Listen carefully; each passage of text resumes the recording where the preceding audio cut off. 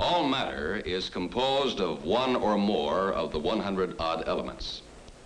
Of these, the atoms of the metals uranium and plutonium can be most readily fissioned to cause nuclear explosion.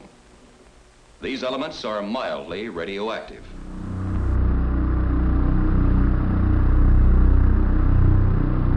Just as in other kinds of industry, the nuclear industry produces its share of waste.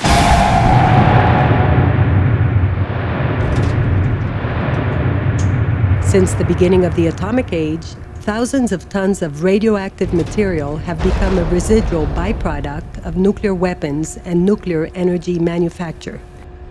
Mostly, this byproduct consisted of a form of uranium, technically called uranium-238. Soon, nuclear scientists, with close military assessment, proposed a number of futuristic names for this waste, until they finally chose the one that sounded the least harmful. They called it depleted uranium, or DU, probably because it was no longer useful to make this.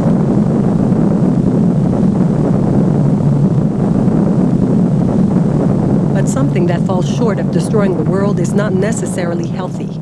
Depleted uranium is not decaffeinated coffee. For decades, it was handled as a nuclear waste that had to be stored in high-security facilities. Sadly, such cares did not last very long.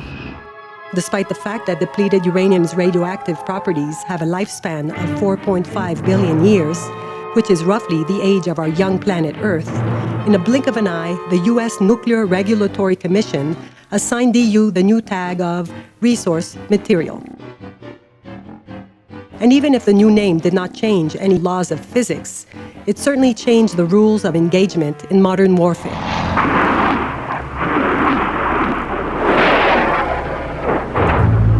Since the first Gulf War, this new resource material has been used as a main component in conventional armor-piercing munitions. And not only was this a cheaper alternative for safe nuclear waste disposal, for many others around the world, this meant that there was a price to pay.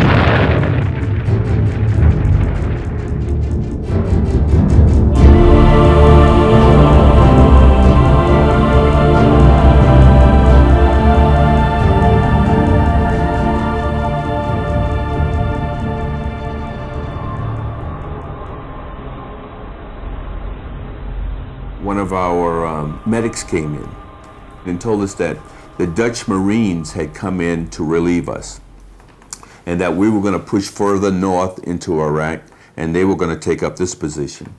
The Dutch Marines is a unique organization because they have a union, and this union came in and they had Geiger counters and they surveyed the area in Al Samoa where we were living, and they found it to be radioactive and told us that it was uninhabitable, and why were we there? It seems that no great military power considers important to inform its own soldiers where it has used depleted uranium weapons.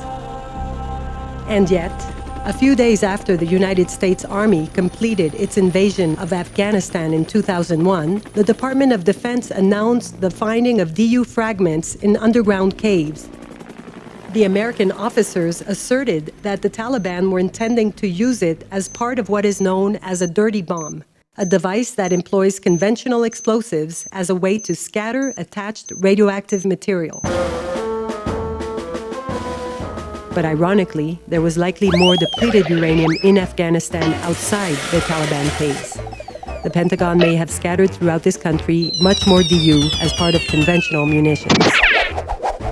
Moreover, more than 300 tons were fired by the U.S. Army in Iraq, Kuwait, and parts of Saudi Arabia during the first Gulf War in 1991.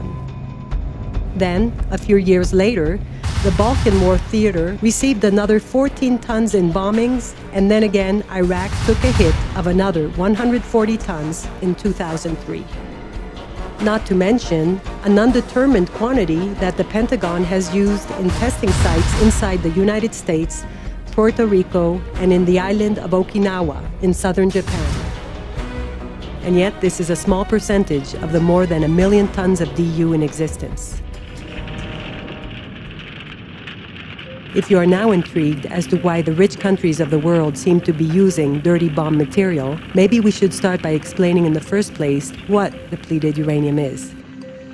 Uranium is a heavy metal that is found naturally in the Earth in 3 different forms called isotopes.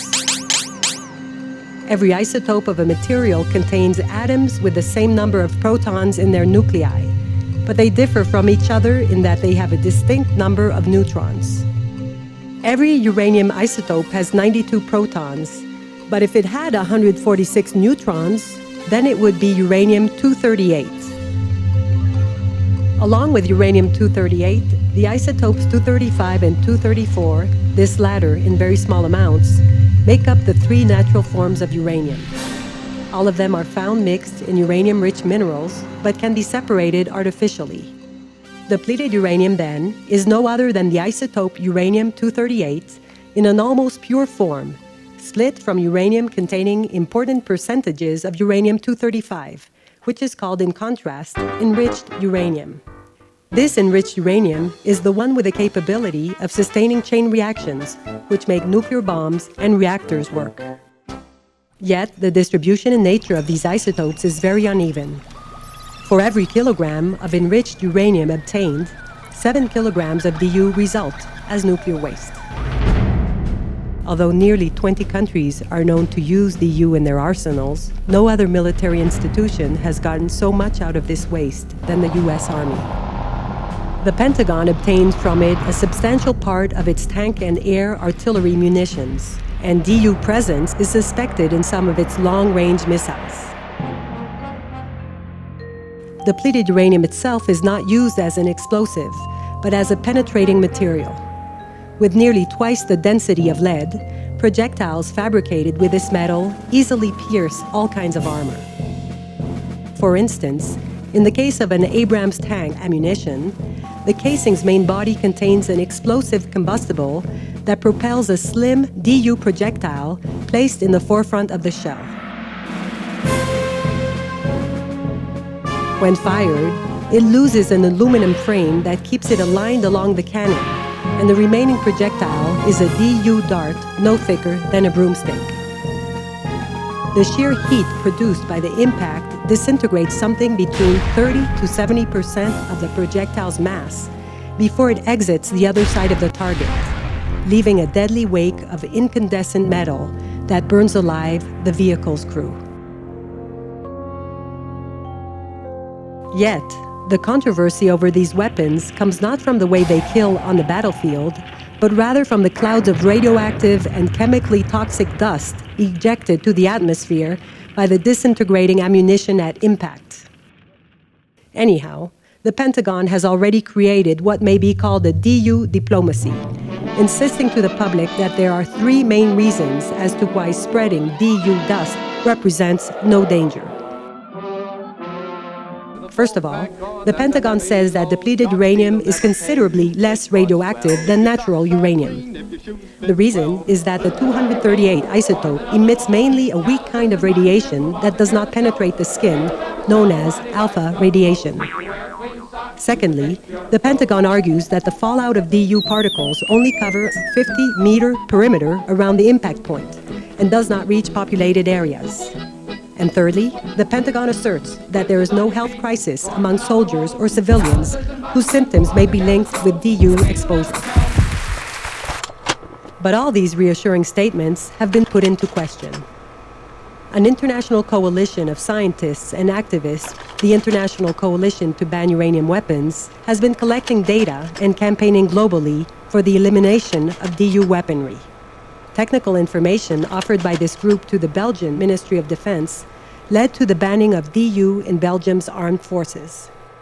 One of its first active members was Damasio Lopez from New Mexico. Damasio learned about DU more than 20 years ago, long before it was used by the Pentagon on the battlefield. His parents' home in the locality of Socorro lay in the vicinity of a weapons test site used by the Army. Almost every time an explosion would go off, we'd see a big, huge black cloud of smoke would go up in the air. And one of the things that concerned me was that the prevailing winds would bring this cloud of smoke right over the tiny town of Socorro. And this testing site was less than 2 miles, maybe not even that. My house was actually one of the first houses where the smoke could go over. And my dad would be out there in the garden, taking in the fresh air, just happy as he could be. He eventually got several types of cancers and died, and a really slow death and a very harsh one. Suspicious, Damasio began inquiring about what was behind these explosions and found out that the black clouds were produced by DU rounds. When he began questioning the safety of these tests, he found a negligent stance from his government. He was just told that there was no proof that DU was a health hazard. And yet, public interest would have required the Pentagon to prove that DU was safe in the first place before puffing it in the air. Sadly, the situation was worse than mere negligence. The Pentagon had in fact conducted its own studies, and these concluded that DU was actually a health hazard, as it was noted in a first Gulf War era memo from the Department of Defense. In a 1991 memo from Los Alamos National Lab, this was again acknowledged, but the only concern was that public knowledge of that fact could make DU weapons politically unacceptable. And then a voice of alert came from inside the very high ranks of the Pentagon. The chief of the Nuclear Sciences Division in the Armed Forces, Colonel Asaf Durakovich, one of the utmost authorities in nuclear medicine inside the U.S. Army. In 1991, Durakovich discovered DU contamination in urine samples from 14 sick veterans from the first Gulf War. Instead of addressing his warnings, the Army took the step of firing him, and the 14 samples disappeared mysteriously. Notwithstanding, the ex-colonel has continued independent research of DU's health effects outside the United States. I decided to continue my work because many of those soldiers were dependent on me, and I started with them before I was terminated in my position. We have evidence in our own patients that their cells contain chromosomal damage and mutations, so there is no doubt that depleted uranium present in the body of American, Canadian, and British soldiers did already cause genetic mutations that are going to follow for many generations to come.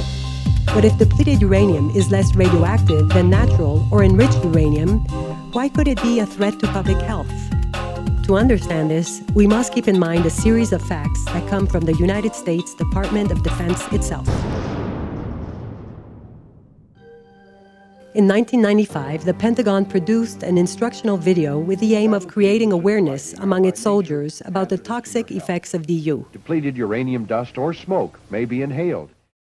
It was quite a strong warning, especially when the first recommended step in assisting a fellow trooper was to scan him with a Geiger counter. Wash out all minor cuts on hands. Just one little detail. The instructional was never shown to the soldiers themselves. This video sits in Washington somewhere, and it was never shown to the soldiers.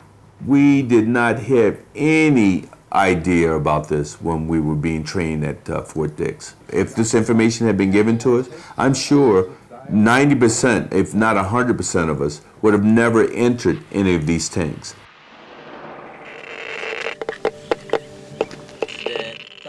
We'd have stopped breathing when we were on these roads, and as we passed these tanks that were burning, we wouldn't have, breathed the stuff in because we'd have known it was poison.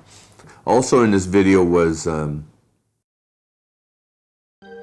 the fact that they had the human body, and they showed that you could breathe this stuff in, and it would contaminate you, it said. Dust or smoke. Health effects of ionizing radiation depend on whether it is alpha, beta, or gamma. Alpha is the least penetrating, but is the most hazardous if it does get into the body. The reason for this is that alpha particles, DU's main form of radiation, are more massive than those of other kinds of radiation, like beta or gamma rays. And this means that although alpha particles cannot penetrate deeply into living tissue, they concentrate much of their energy in the surrounding cells they immediately impact. Despite the warnings of this video, the Pentagon's official DU diplomacy gives little importance to such an inner danger.